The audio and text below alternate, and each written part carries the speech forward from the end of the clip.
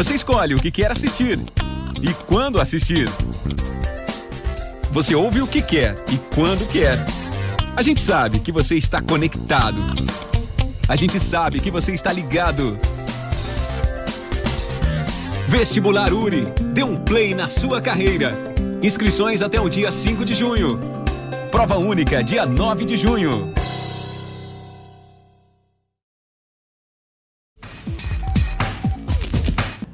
Olá, tudo bem? Que bom que você está em casa de novo nos assistindo aqui no programa Expressão Universitária da URI Erechim. O programa de hoje reserva espaço para analisar um importante tema, a conservação do solo. Tem até data para marcar esse dia, 15 de abril, Dia Nacional da Conservação do Solo. Ou melhor, datas, pois além dessa, também existe o Dia Internacional da Mãe Terra, no dia 22 de abril, e o Dia Mundial do Solo, no dia 5 de dezembro. Ou seja, tudo para nos fazer pensar de como estamos tratando desse precioso recurso natural.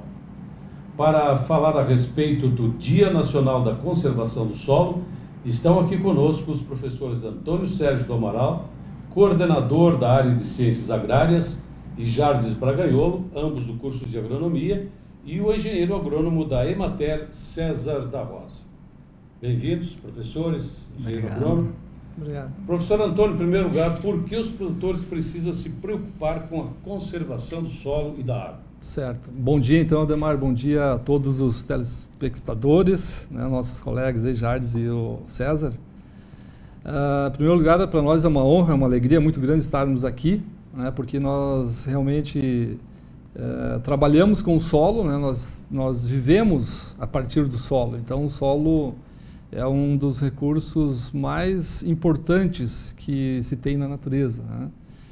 E a gente poderia, assim, elencar vários motivos, mas eu poderia, talvez, resumir em uma palavra, talvez, né, a preocupação com a conservação do solo, que é a questão da sustentabilidade. Todas as nossas propriedades rurais, né, os produtores, enfim, que produzem, né, grãos, produzem alimentos, necessariamente precisam do recurso solo. Se o solo não for bem conservado, não for bem conduzido, bem cultivado, nós teremos pouco tempo, digamos assim, de sustentabilidade ou de produção de alimentos. A produção de alimentos fica muito vulnerável, né? Então, quando a gente pensa em conservação do solo, a gente lembra rapidamente já da questão da erosão, né? Então, a erosão é um grande problema, né, dos nossos solos agrícolas. E essa erosão ela ocorre em função, basicamente, do mau uso do solo, né? Então, quando o produtor não segue os fundamentos, não aplica práticas conservacionistas, o risco, a ameaça da erosão é muito grande, né? E, além disso, tem a questão da compactação, que é um outro problema seríssimo, que, na verdade, a erosão é uma consequência da compactação do solo, especialmente em solos mais argilosos, como são a maioria dos nossos solos aqui da metade norte do Rio Grande do Sul, onde predominam aí os latossolos, são solos bastante argilosos. Isso faz com que eles se compactem mais facilmente, né? E então é um cuidado, o produtor tem que ter muito cuidado no manejo desses solos, e esse cuidado passa pela preservação da matéria orgânica, pelo uso de rotação de culturas, pelo aporte adequado de palha, né? Pelo uso de técnicas tipo cultivo em nível, enfim, são alguns fundamentos aí que precisam ser seguidos. Caso contrário, nós teremos ou temos, né, problemas seríssimos aí. Eu repasso uma pergunta agora ao César, o nosso convidado de hoje. Quais são as principais formas dos produtores promoverem a conservação do solo nas propriedades rurais, já que o seu dia a dia é justamente estar presente nas propriedades? Bom dia, telespectadores, professor Antônio, professor Jardes, Ademar. Com muita satisfação a gente conversa um pouquinho com essas datas tão tão importantes para nós, né? São 3 datas fundamentais aí que devemos estar preocupados então com a conservação desses 2 recursos naturais, solo e água, né? Imprescindível aí para a atividade, para a produtividade e para o ser humano. A Emater vem trabalhando no dia a dia com os produtores no intuito de ajudá-los a cuidar desses 2 recursos naturais, porque a gente percebe que sem eles, né, sem o cuidado com eles, nós teremos menores produtividades, teremos um perfil do solo não muito bem estruturado, né, diminuindo a infiltração da água no solo, a própria aeração desse solo agrícola. Então a gente vem trabalhando principalmente com exemplos de unidades de referências tecnológicas aqui nos municípios da AMAL, que são 32 municípios, onde cada município tem a sua unidade de referência para adotar as técnicas da agricultura conservacionista.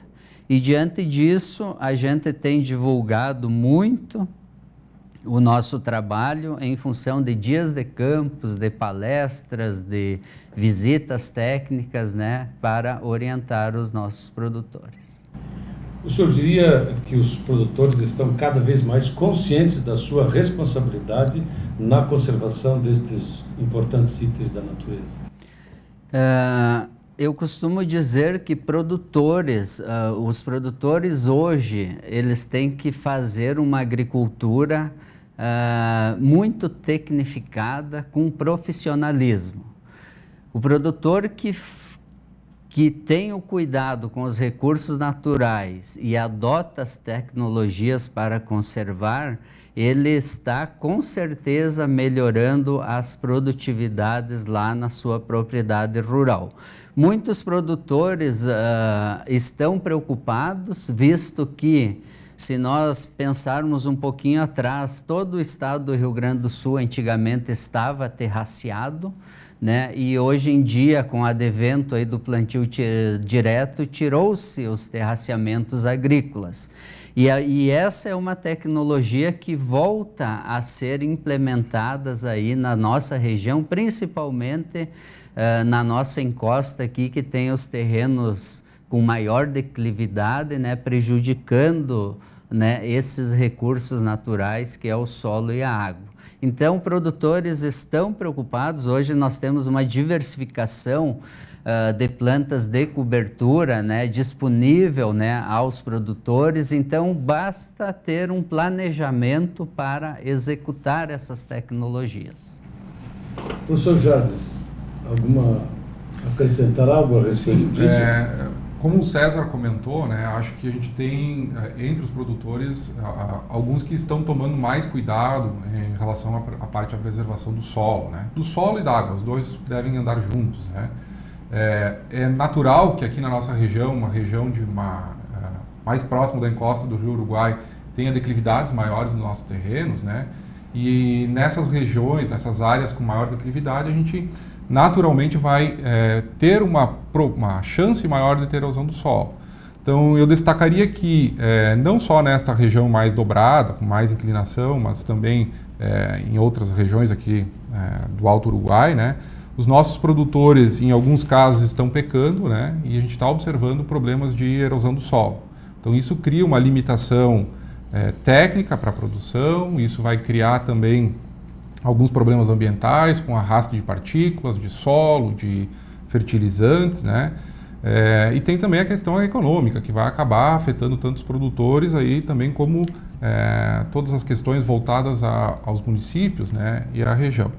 Então eu acho que nós temos uma questão bem interessante aí para ser discutida, que é justamente essa parte da preservação do solo e da água, que eles andam juntos, né? Aqui nessa nossa região. Alguns dos nossos produtores têm feito um esforço grande em fazer a melhoria nos solos, nas áreas agrícolas, né, para produzir mais, mas infelizmente quando vem as chuvas, e geralmente chuvas de maior intensidade, a gente tem visto aí nos últimos tempos, começa a ocorrer o processo erosivo, né, dos nossos solos. Então, todo aquele esforço que ele teve para melhorar a fertilidade, a física, né, o manejo da área, toda aquela parte de melhorias que ele propôs, basta uma chuva para ele perder, né, grande parte de todo esse esforço. Então, a gente tem observado, sim, algumas lavouras aqui na região, não só nesta região, mas se a gente andar pelo estado, a gente verifica também vários outros pontos no estado, né, com o problema da erosão do solo, mas regionalmente mesmo a gente tem essa preocupação. Então, a gente tem feito campanhas, né, de divulgação, não só a Emater ou a própria universidade, a URI, né, mas outras entidades na região também têm trabalhado muito, né, nessa conscientização para a conservação do solo e da água também, que as duas andam juntas, né? Professor Antônio. Eu só gostaria de destacar um detalhe importantíssimo, é que, infelizmente, né, a gente vê muito na nossa região é a questão do imediatismo. E a conservação do solo tem que fugir do imediatismo. Não podemos pensar em resolver os problemas de um dia para o outro, ou adotar uma prática hoje e amanhã já achar que está tudo resolvido. Não é assim. Infelizmente, o que nós temos visto hoje, na maioria dos casos, é a questão do sistema plantio direto não ser bem adotado e se resumindo apenas no plantio direto, né? Então, na verdade, o sistema é muito mais do que simplesmente parar de revolver o solo e fazer a semeadura diretamente na palha. O sistema é muito mais que isso. O sistema envolve uma série de operações, entre elas a rotação de culturas, que infelizmente o pessoal não tem usado adequadamente, o aporte adequado de palha também, a quantidade de palha que tem ficado na superfície do solo é pouca. Nós precisamos, aí, segundo as pesquisas, no mínimo 10 toneladas de matéria seca por hectare. Isso, se a gente fizer sempre soja todo ano, e não entrar com plantas de cobertura, com diferenciação de raízes e de produção de matéria seca, a gente não consegue, né? Então, essa é uma questão muito importante. A adoção do sistema plantio direto tem que ser completa, né? Tem que preservar a matéria orgânica, tem que fazer o cultivo em nível. Infelizmente, muitos têm feito hoje o cultivo morro abaixo, morro acima, né, Jardes? Que facilita o produtor, vou fazer isso porque ganha-se tempo, dá menos manobra e tal. Mas, para a conservação do solo, para o controle da erosão, isso é prejudicial. A própria linha de semeadura acaba se tornando sulco, ou um fluxo, ou sulco preferencial de água, né, que acaba favorecendo então a erosão. Então são questões bastante simples, mas que infelizmente não estão sendo seguidas, né? E aí nós temos o problema, como o professor Jardes e o César já falaram, nós temos hoje, mesmo com a adoção do sistema plantio direto, ainda índices bastante preocupantes de erosão nos nossos solos aqui na região. Na verdade, tem aumentado, né, professor Antônio? Exato. À medida que vai passando o nosso plantio direto e quando ele for mal manejado, essas questões de compactação do solo, elas começam a ficar mais evidentes, né? Então, como o professor Antônio disse, às vezes a gente não maneja o solo, alguns exemplos que a gente tem, não maneja de forma adequada, não entra com um sistema de rotação de culturas, culturas que tenham mais produção de palha para proteção do solo, culturas que tenham uma exploração do sistema radicular, que vai explorar o solo de forma diferente, né? Então a gente começa a observar que à medida que vai avançando o tempo de uso do plantio direto, né, da utilização da semeadura direta, quando mal manejado, também a gente começa a observar essa compactação do solo. Quando aumenta essa compactação do solo, o caminho natural é que a gente tenha uma taxa de infiltração de água menor nos nossos solos, e depois, à medida que vai passando o tempo, vai aparecer aquelas feridas, né, nas nossas lavouras, que são aqueles sulcos por onde escoa a água. Então vai ter uma erosão do solo já se formando na forma de um sulco. Então é um segundo estágio já da erosão, e essa erosão ela é muito prejudicial, né? Se a gente não tomar uma atitude sobre essa erosão, obviamente depois ela vai ser ampliada, vai aumentar o tamanho dela e vai começar a criar as fosforocas. Então isso tudo caminha, né, para na contramão daquilo que a gente busca, né, que é buscar fazer um sistema plantio direto bem manejado para melhorar as qualidades dos nossos solos e diminuir a erosão do solo. Então essa é uma dificuldade que a gente tem também. Eu acho que é importante lembrar também da questão do qual é o principal problema da compactação do solo. O que impacta mais? Exatamente a redução dos macroporos. E é por isso que o professor Jardim falou que quando o solo está compactado, uma das principais consequências é exatamente a redução drástica da infiltração de água no solo. Não tem mais macroporos, predominam ali nos solos microporos, consequentemente a água da chuva não vai infiltrar. Não infiltrando, vai sobrar um volume muito grande na superfície para formar a enxurrada, e aí vem todos os problemas. Além disso, temos um grande problema da calagem hoje no sistema plantio direto. A calagem, a gente recomenda que seja feita a aplicação do calcário na superfície sem incorporação, tá? Isso são recomendações já bastante consagradas. Porém, se o solo estiver compactado, não tiver características físicas favoráveis à infiltração de água do solo, não vai funcionar. O calcário na superfície vai ser perdido, principalmente se for áreas mais declivosas e associadas a chuvas com alta intensidade. Então, o problema em si da má conservação do solo se dá em 3 níveis, não só no físico, como nós estamos falando aqui da compactação, mas também na questão química, muito séria, e na questão biológica também afeta, o solo acaba sendo afetado quando ele não é bem conduzido, bem manejado. César. Eu só gostaria de fazer uma complementação, professores, que é muito importante, e tudo se inicia com a coleta da análise, da coleta de solo para análise desse solo. Quando nós falamos em sistema radicular para descer no perfil do solo, onde nós queremos estruturá-lo, nós devemos partir de uma boa coleta de solos na gleba homogênea lá da propriedade e a partir dali, tecnicamente, tomar as devidas adequações para que, como o professor Antônio conversou, para nós melhorar tanto fisicamente quanto biologicamente e principalmente quimicamente com o uso de corretivos e fertilizantes. Posso continuar? Pode continuar. Eu acho que aproveitando que o César está falando, acho que já podíamos ir adiantando, então quais são as ações concretas que estão sendo desenvolvidas no sentido de protegermos essa natureza? É importante orientar e informar que o governo instituiu, né, uma política estadual de conservação do solo e da água. Essa política tem o decreto-lei número 52.751, de 4 de dezembro de 2015.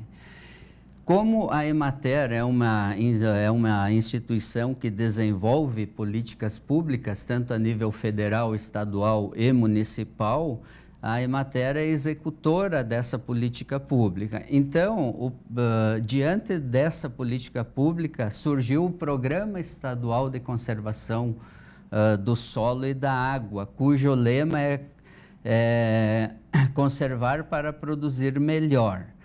Através disso, todos os regionais da Emater devem compor ou formar o seu grupo regional para trabalhar ou expressar essa vontade nas orientações técnicas aos produtores, aos alunos, né, sobre a conservação do solo e da água.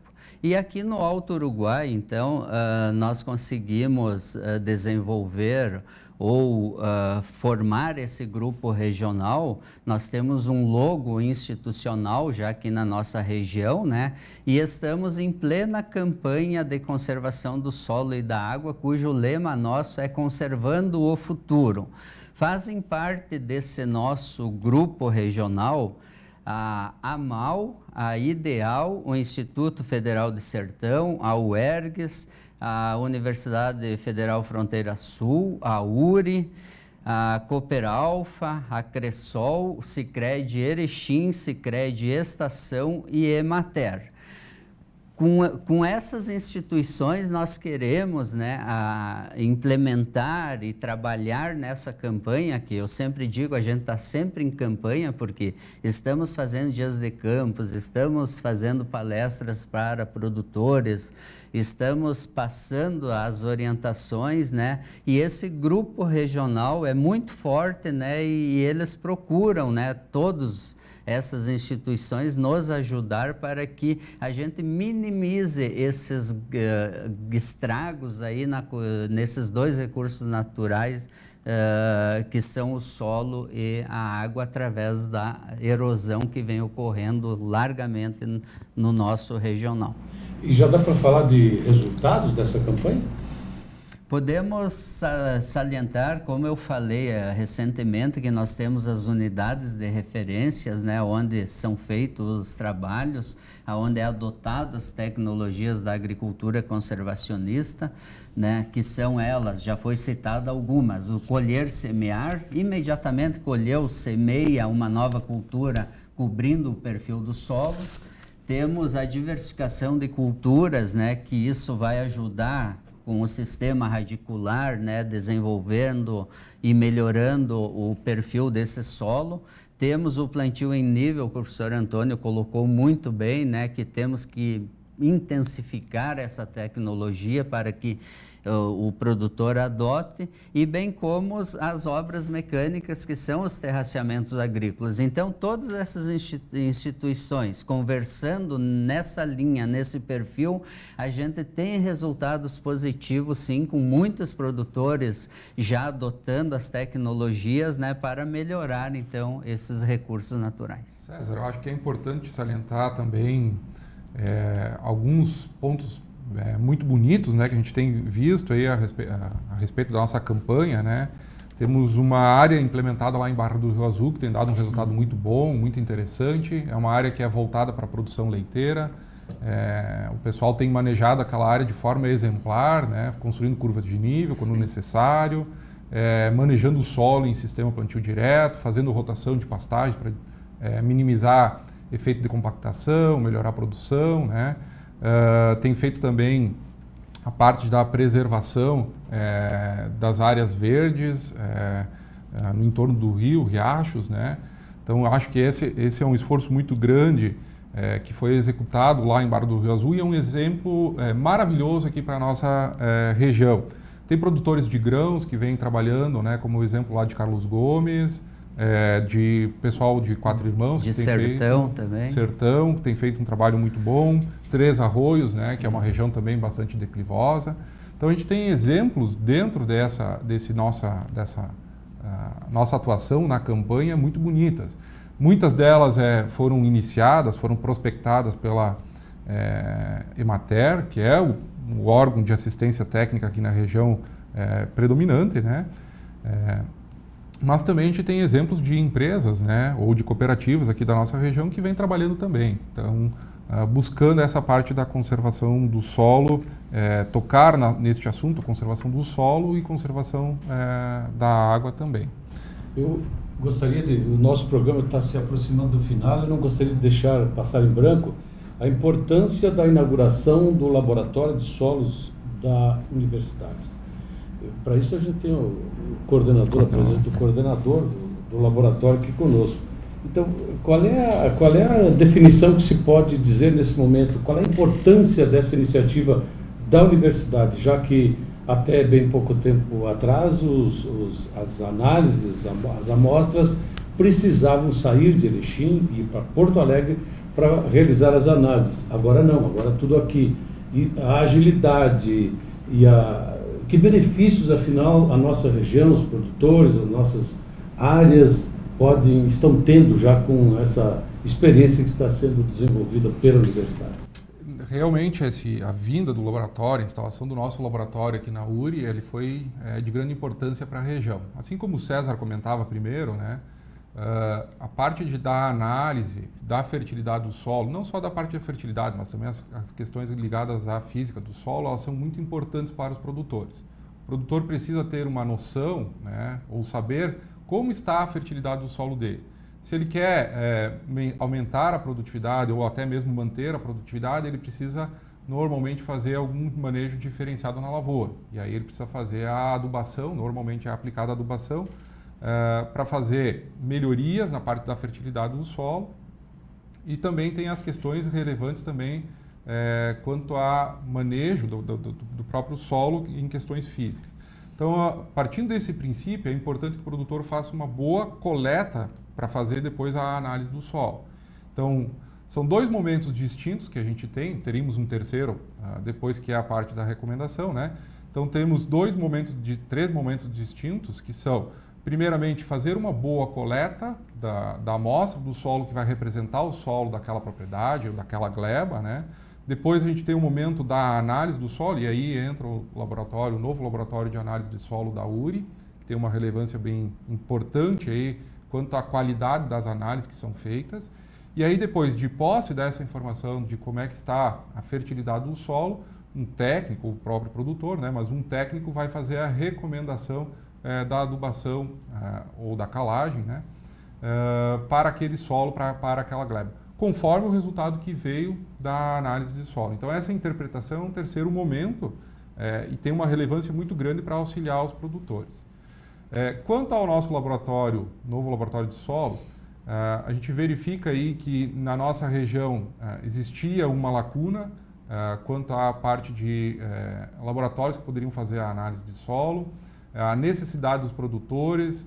Antigamente a gente tinha algumas dificuldades, os produtores até conseguiam encaminhar as amostras de solo para fazer a análise, mas em alguns momentos acabava demorando muito para ter esse retorno, né, do laudo da fertilidade do solo.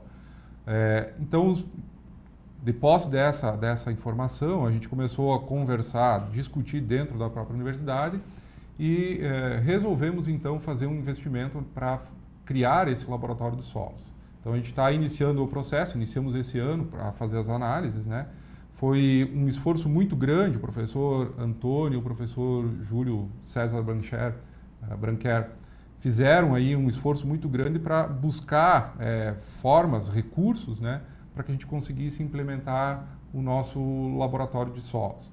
Então, baseado em cima desse esforço todo, né, foi conseguido um recurso junto ao governo estadual para que a gente pudesse iniciar o processo de implementação. Esse recurso foi designado para fazer uma compra de equipamentos, né, dentro do nosso projeto. Foi uma parcela dos valores que foram investidos. A universidade fez um investimento muito grande na questão de estrutura, também de compra de outros equipamentos, a questão de pessoal tecnificado, né, para poder implementar o laboratório.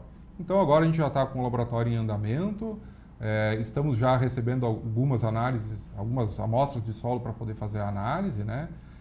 A ideia é que a gente consiga aí, a curto, médio prazo, conseguir romper a barreira das 3.000 análises de solo.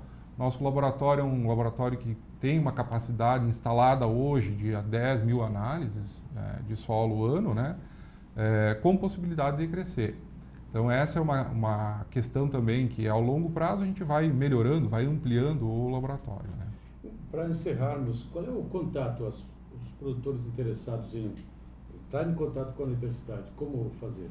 Algum telefone, um e-mail? A gente tem o contato aqui da própria universidade, né? A gente tem a central de recebimento. Nesse momento ainda a gente está com a central de recebimento no Campus 1.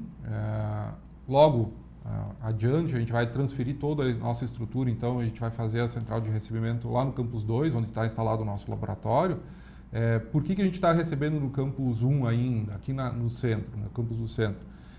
Porque o nosso laboratório está vinculado à central de análise, onde são feitas análises de solo e efluentes. Em um segundo momento, quando a gente migrar lá para o Campus 2, a gente vai fazer a análise de solo, alimentos, água e efluentes, né? Então, esse é um projeto grande que a gente tem aí para implementar nos próximos anos. Então, assim que a gente transferir também, a gente vai fazer a divulgação, né? Que a entrega das amostras e depois a recepção dos laudos vai ser feito também lá no nosso Campus 2. Essa é mais uma grande contribuição da universidade para o desenvolvimento regional, especialmente a área do agronegócio. Terminou nosso tempo, então eu quero fazer um agradecimento especial ao professor Antônio, ao César da Emater, ao professor Jades, a você em casa, como sempre, o nosso muito obrigado, porque sem a sua audiência nós não estaríamos aqui neste espaço. Ademar, teria um minuto? Sim. Só gostaria de deixar uma frase como reflexão, né? Já que nós estamos aqui homenageando o solo. Então, uma frase da Ana Primavesi, que é muito oportuna. O segredo da vida é o solo, tá? Porque do solo dependem as plantas, o clima e a nossa vida. Tá? Tudo está interligado. Não existe ser humano sadio se o solo não for sadio. Que beleza, uma frase excelente para encerrarmos então este nosso programa. Grato novamente pela sua atenção, até a semana que vem.